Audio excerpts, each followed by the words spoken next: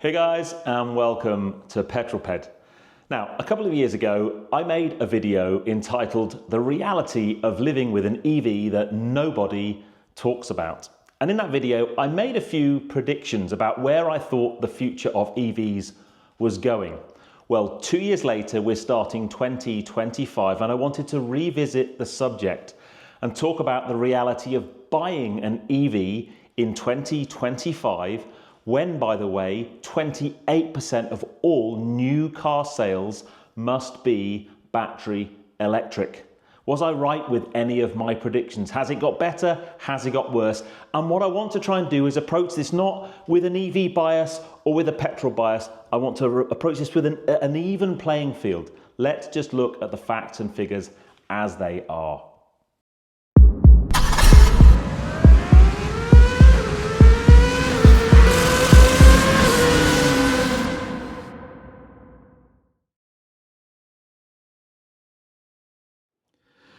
Now I'm going to break this video down into different areas of discussion, and the first one I want to talk about is price, because the common feedback I get whenever I review EVs is they're too expensive, they're beyond the reach of the normal household budget. And to some extent I agree with that, and clearly there are some really expensive EVs out there as well.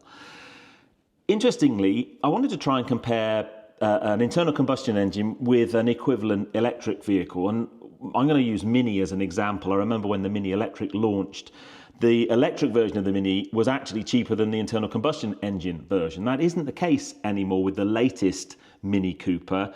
Battery electric starts from just over 30,000 and the internal combustion engine version is just over 23,000. So it's cheaper to buy petrol.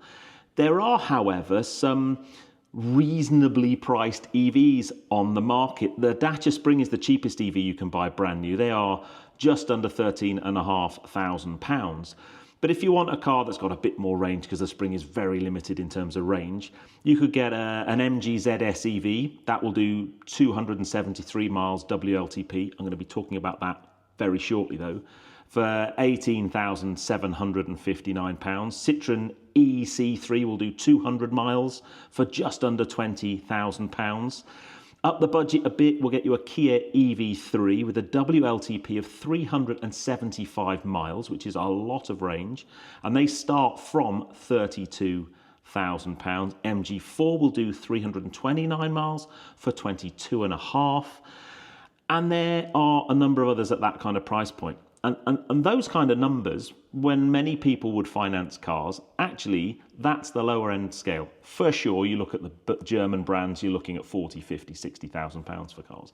But to say that electric cars aren't affordable isn't actually true, because there are affordable options on the market. The challenge is the incentives have either all gone or are rapidly going. We used to have what we called in the UK the plug-in car grant. That died in 2022, so that would be a cash payment to help you get into a new car, maybe a couple of £1,000 off the list price. There are still some grants for charge point installation, but they're typically for businesses and landlords to try and encourage those. But the really big benefit for electric is something called benefit in kind. So if you have an electric car as your company car, currently you don't pay very much benefit in kind compared to a petrol car. It's only 2%. But I did predict that payments, this is in my video from 2 years ago, benefits and so on would start to disappear as more of us got into EVs and revenues from petrol cars and the sale of petrol started to decline. The government needs money from somewhere. So guess what? Benefit in kind is changing. So it's only 2% until April this year, 2025. It will then go up 1% each year until it reaches 5% in 2028. And then in the year 28-29, it will be 7%, and 29-30, it will be 9%. So the benefit in kind benefit of having an EV is going up. No surprise there. We'll talk about how you might buy an EV very shortly. The next thing is used prices.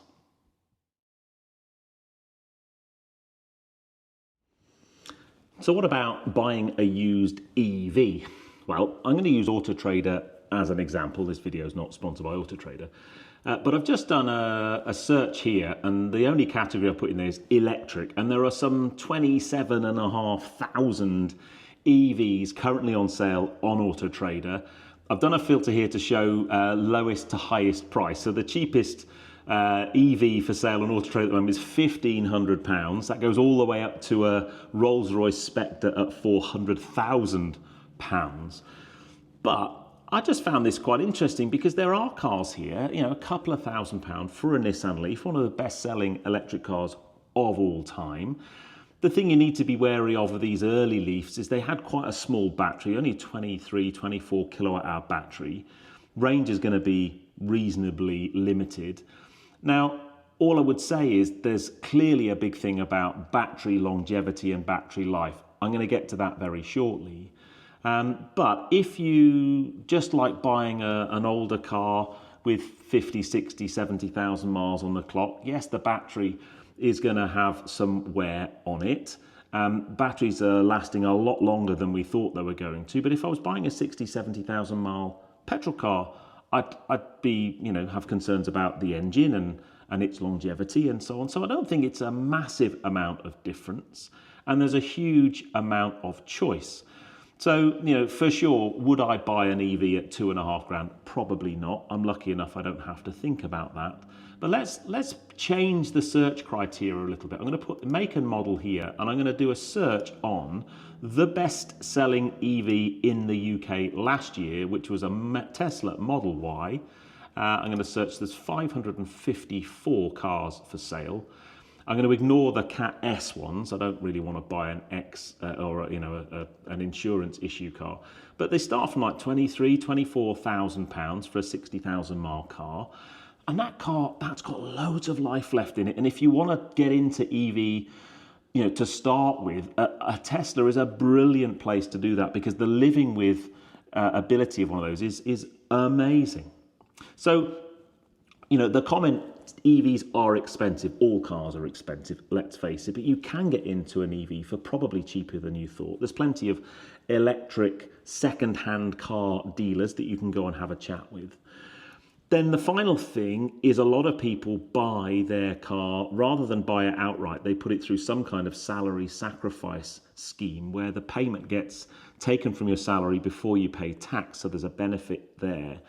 Or you might lease the car. The benefit of a salary sacrifice scheme is typically they include everything. So they include the car. Some of them include maybe 3,000 or 4,000 miles worth of public charging. They include tyres, any servicing. And you run the car for 2 or 3 years and then you just give it back and have another one as long as you're within the limits that they've set you in terms of mileage and those types of things. So there are plenty of means and ways of getting into EV at a cheaper price than you might think.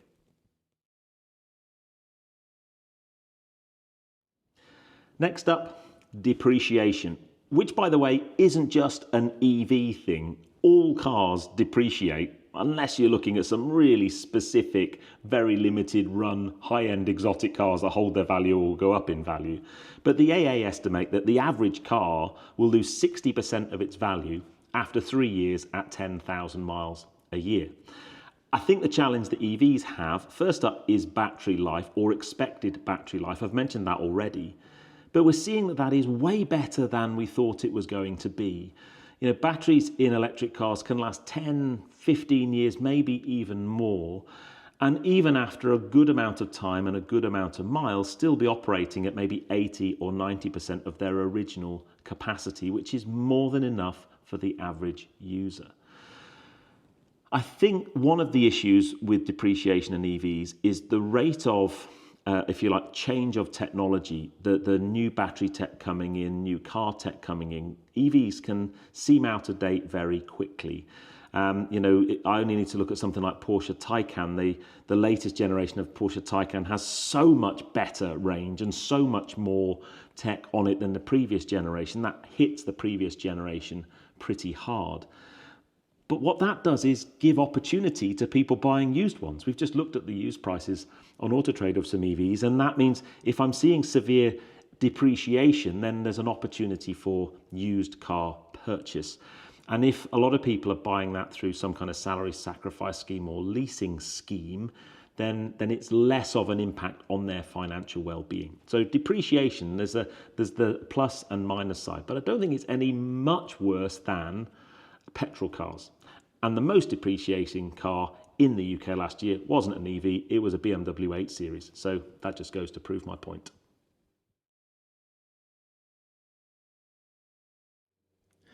Now, the next big hang-up people have is range.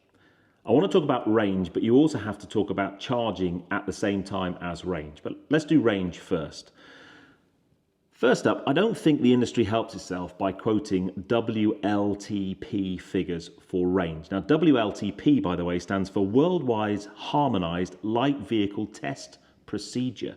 But it is a standardized test that all manufacturers have to put their cars through to get the range figure for that configuration of motor and battery pack size. And in the real world, it is nowhere near representative of what you are going to actually get. And I've often wondered why, and I think there's a dedicated video for WLTP needed on the channel, but I had a look at what the test actually looked like. First things first, the test is undertaken at a standard temperature of 23 degrees. Now, most of us will know that as temperatures reduce, the battery efficiency and therefore your range starts to be impacted quite significantly. So 23 degrees is pretty warm. Next thing, the car is taken through 4 different speed cycles, low, medium, high, and extra high speed phases. The highest speed the vehicle will ever hit in the high speed phase is 131.3 kilometers an hour, and the average speed is 46.5 kilometers an hour, which isn't actually that fast. The faster you drive an EV, the more aerodynamic drag, the more battery you're going to use, the less range you have. And that's why in the real world, you can look at a WLTP range figure and the real world numbers probably 80 to 90% of that. So if you see a car that's, let's say, quoting 350 miles WLTP, I'd instantly go, yeah, 300 miles probably. And I think that's important, but how often do you ever drive more than 200 miles? Do you really need a car that will do 3 or 4 or even more than 400 miles?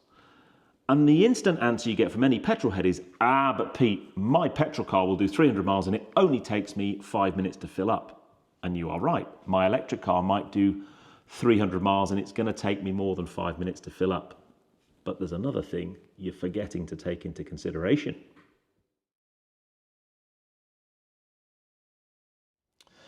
So yeah, you may well be able to fill up your petrol car in about 5 minutes and do another 300 miles, but I bet you can't fill it up at home while your car's in the garage. I can, and that is the benefit of an EV. If you have one of these at home, every morning you wake up with a full battery pack and you get your 200 or 300 mile range, and you can do that, and at the end of the day you come back home, you plug it back in again and off you go. That is the ultimate benefit of running an EV.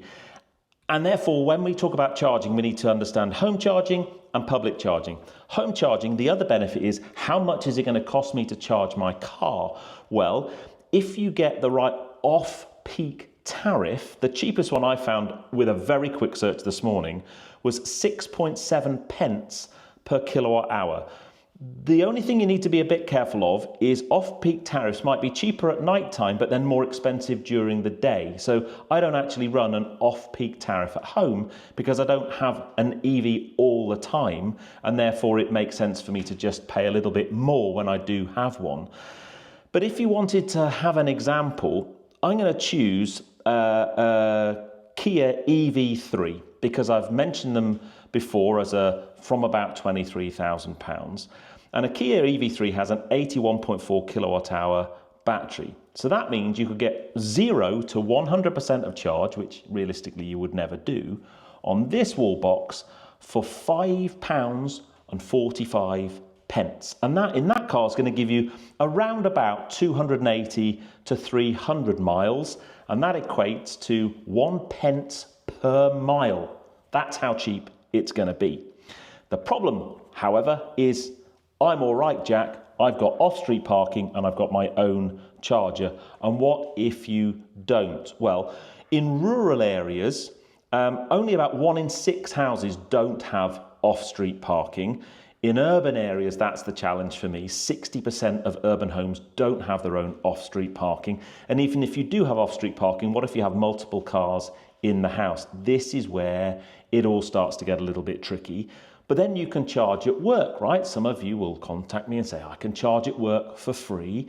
How long is that going to last? I know some places where I used to do some work before I got into the car side of things where, you know, a building with maybe 3,000 seats in it wouldn't have 3,000 car park spaces outside, maybe only 1,000 car park spaces so that people could work from home or be out and about on the road. It's very unlikely that employers are going to have a charge spot for every employee. At the moment it might be free, but is that really going to be free long term? That's a big challenge with the take-up of EVs. If you have nowhere to park off street and charge at home on your own wall box, the challenge of owning an EV goes up exponentially, because then you are only able to use public charging. So let's talk about public charging. So I did a quick search this morning. There are now just shy of 74,000 public chargers in the UK. That number is increasing by about 1,100 chargers a month. From December 23 to December 24, we've had a 37% increase in the number of public chargers, which is amazing. However, you've got AC and DC. So this is an AC charger. Most homes are on single phase AC here in the UK, and that means I'll get about 7 kilowatts of charging speed.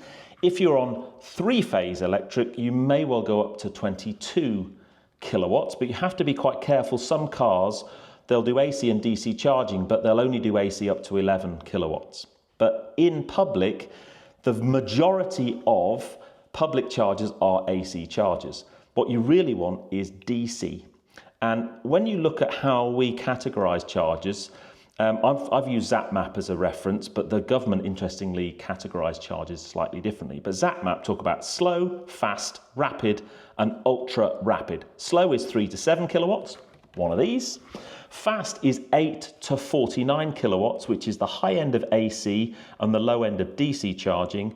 Rapid is 50 to 149 kilowatts, and ultra rapid is over 150 kilowatts. So I'll put a graph up while I'm talking. But if you look at that, you can kind of see how many chargers there are at the different speeds. But there are about 14,500 rapid or ultra rapid chargers in the UK. If you were to look at some of these ultra rapid forecourts, then you may well see speeds of 150 and higher, maybe as much as 350 kilowatts. Satellite navigation integration and all of that kind of stuff helps finding these charge points much easier now than it's ever been before. And a lot of them, you either just plug the car in or it's a single contactless payment. It's much easier than it's ever been before, but it can be pretty expensive. GridServe, I'm going to use them as an example. On their up to 350 kilowatt chargers, they are currently charging 79 pence per kilowatt. Remember the EV3 example? The reason I use the EV3 is that has an 800 volt architecture, so it can deal with very rapid DC charging.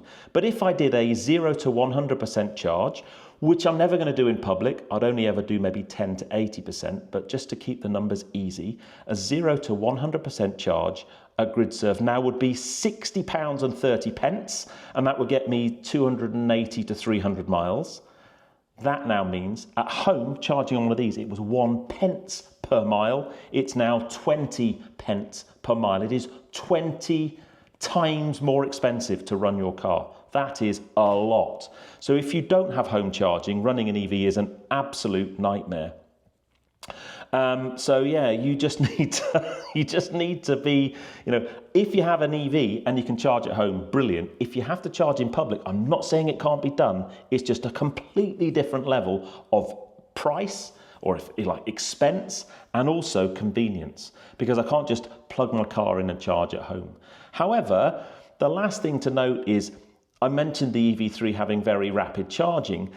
Now, if I go to one of these rapid chargers, first up, a lot of the manufacturers will have deals with these rapid charge networks where you might be paying 30 or 35 pence per kilowatt, still much more expensive than one of these, but you may well be able to get a 10 to 80% charge in your car in 25 minutes.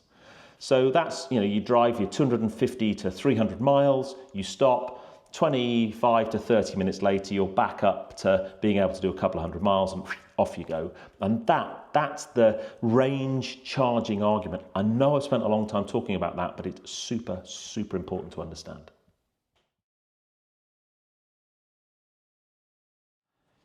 The last thing I want to talk about are taxes and insurance, because in the previous video, I kind of predicted that as the government was starting to lose revenue from things like fuel duty, they'd start coming after EVs and changing the taxes that you pay for an EV, road tax being one of them. Although I know there's no such thing as road tax, it's vehicle excise duty. But I'll probably just use the term road tax because we all know what that means. Because up until now, for an EV, it's been free. EV is a zero emissions vehicle, and road tax or vehicle excise duty is based on emissions, so it's been free up until now. Those rules change on the 1st of April this year. So from the 1st of April this year, if the EV is registered from the 1st of April 2025, it's going to be £10 a year for the first year, and then £195 a year for every year after that. For EVs registered between the 1st of April 2017 and the 31st of March 2025, it's £195 every year. And if the EV was registered between the 1st of March 2001 and the 31st of March 2017, it's £20 a year. However, the other thing that they've done, which is going to really clobber more expensive cars, is if the EV is over £40,000, then it kicks into the luxury vehicle tax bracket. And then if the EV is registered after the 1st of April 2025, you have to pay the expensive car supplement on top of your vehicle excise duty, which is £410 on top of vehicle excise duty each year for the first 5 years. So more expensive EVs are going to be, not only are they going to be more expensive to buy, but they're going to be more expensive to tax. And then they're generally more expensive to insure. Now, insurance is difficult to talk about because it depends who you are and where you live and what you do as to what your insurance is going to be. It also depends greatly on which brand of vehicle you're looking at. But in general, EVs are generally a bit more expensive to insure than internal combustion engine cars that are of equivalence. However, that is coming down. Now, there are a few reasons for this. A lot of it's anecdotal. We're typically seeing EVs being maybe written off far, far more quickly by insurance companies than it would be if it was an internal combustion engine with the same issue. And some of that's to do with the cost of repairs and parts and the fact you need specialised mechanics to work on the cars. A lot of EVs are a much higher value, so clearly there's a kind of insurance premium there. And then the final thing is, and we kind of forget this, but a lot of EVs, their whole marketing is predicated on the fact that they're so fast. They'll do 0 to 60 in 3 seconds, or they have 4 or 5 or 600 horsepower. They have 1,000 Newton meters of torque. Well, that's going to have a massive impact on insurance. So all in all, yes, they are maybe a bit more expensive to insure, but that seems to be coming down. All of those things we've talked about in this video, they're all the reasons for me why that 28% of new cars being battery electric for this year as a target, I think is going to be really difficult. But the final thing to kind of put into the mix is, well, just the anti-EV lobby. And I'm sitting on the fence. I like EVs, I like petrol cars, I can appreciate both. I'm certainly not going to sit there and go, EVs are great or EVs are rubbish, and I'm certainly not going to sit there and go, petrol cars are great or petrol cars are rubbish. I try and appreciate all of them. However, for the pure petrol head, the internal combustion engine fans, EV have some issues. Noise. There's no noise, there's no drama. You don't get the V6 or the V8 or the V12. You don't get as much driver engagement unless you're talking about something like an Ioniq 5N. A lot of EVs, the styling's a bit bland. They all look a bit the same. The amount of comments I get about white goods or it's like a dishwasher or whatever on the channel, all of those things are big issues. So hopefully I've kind of helped in this video to see both sides of the story. There are huge benefits to running an EV, especially if you can charge at home. The running costs of your motoring just start going down and down compared with running a petrol car. But there are also things that you need to be aware of. If you can't charge at home, it's more expensive. Buying a car or insuring a car or taxing a car, all of these things are changing. But I hope that's been useful. If you've got any comments about anything I've said, put it in the comments below. I would love to get your feedback. But for now, I'm going to love you and leave you. If you enjoyed that video, please give me a thumbs up. Comments below are always welcome. And if you haven't done so already, please subscribe to Petrol Ped for plenty more content to come. And I'll see you on the next film. You take care, guys. Drive safe.